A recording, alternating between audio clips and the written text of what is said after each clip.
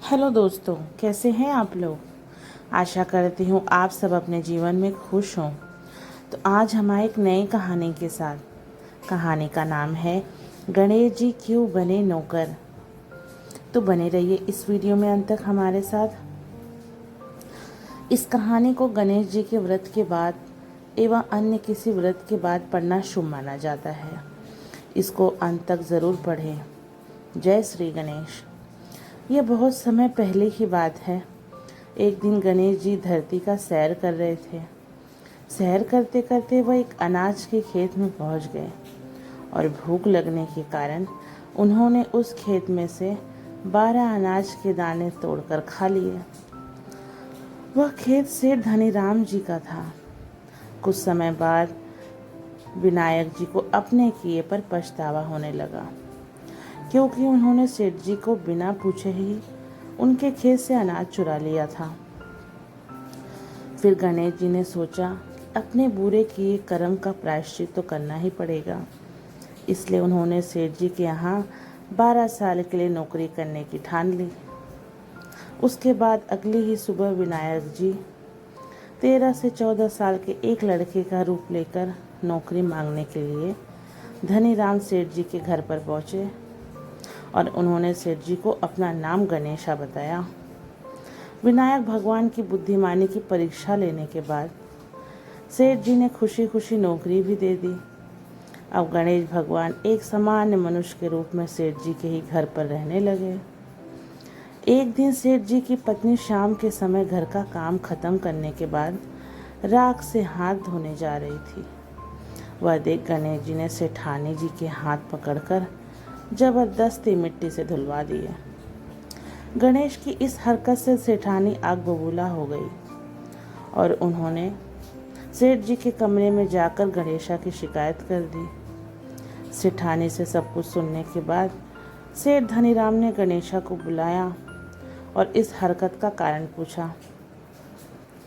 गणेश जी बोले कि सेठानी शाम के समय राख से हाथ धो रही थी और ऐसा करने से घर की लक्ष्मी नाराज़ होकर चली जाती है, इसलिए मैंने उन्हें हाथ मिट्टी से धुलवाए। इससे घर पर माता लक्ष्मी की कृपा बनी रहती है। यह सब सुनकर सेठ जी ने सोचा गणेशा की सोच तो बड़ी अच्छी है। उसके कुछ दिन बाद कुंभ मेले का शुभ अवसर आया।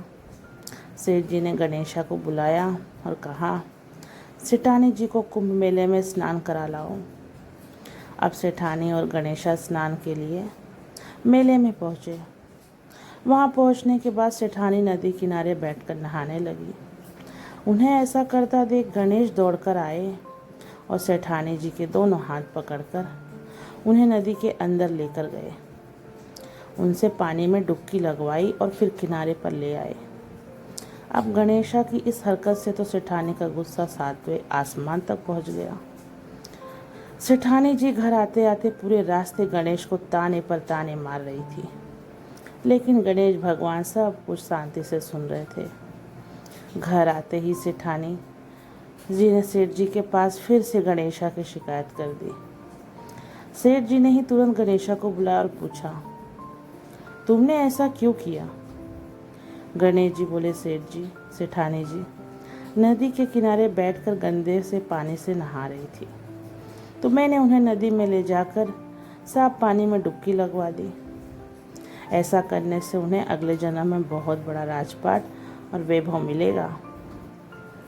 सेठ जी ने सोचा कि गणेशा के विचार कितने अच्छे हैं, मेरा परिवार का भला सोचता है। कुछ दिन बाद सेठ जी के घर पर पूजा थी।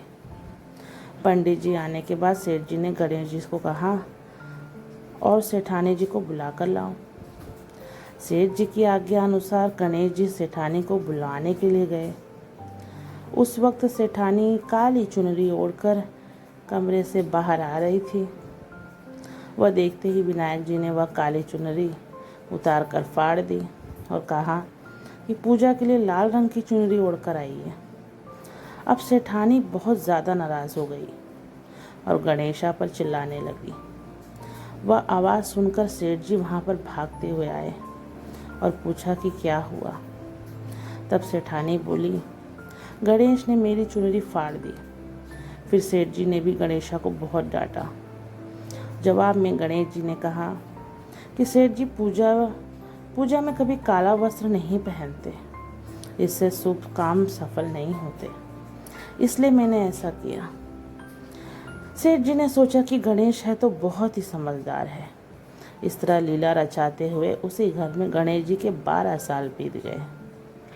फिर एक दिन सेठ जी ने नया कारोबार शुरू करने से पहले घर में पूजा रखी थी।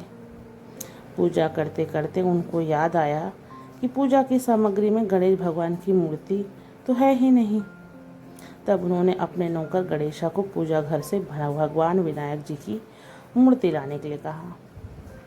गणेश बोला कि मुझे ये मूर्ति समझकर पूजा में विराजमान कर लो, आपके सारे शुभ काम सफल हो जाएंगे। यह बात सुनकर सेठ जी गुस्सा हो गए और बोले, गणेशा अब तक सेठानी से मजाक करते थे, अब मुझसे भी करने लगे हो।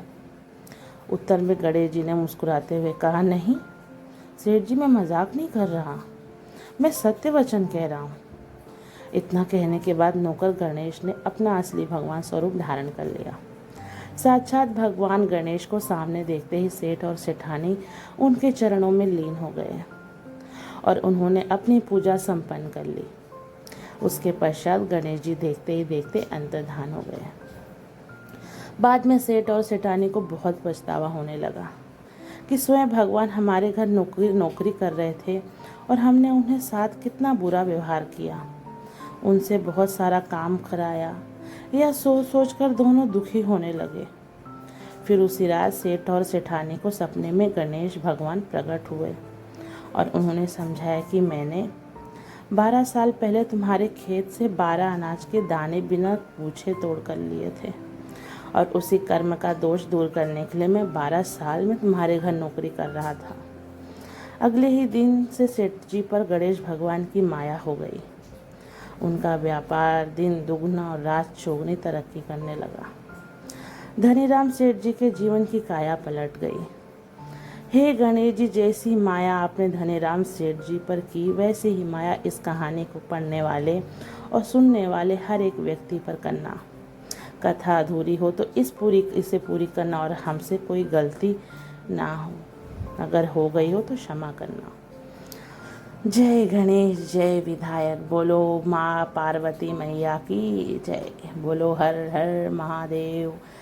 हरे कृष्णा कृष्णा कृष्णा हरे हरे, हरे रामा रामा रामा हरे। दोस्तों, तो कैसी लगी मेरी वीडियो?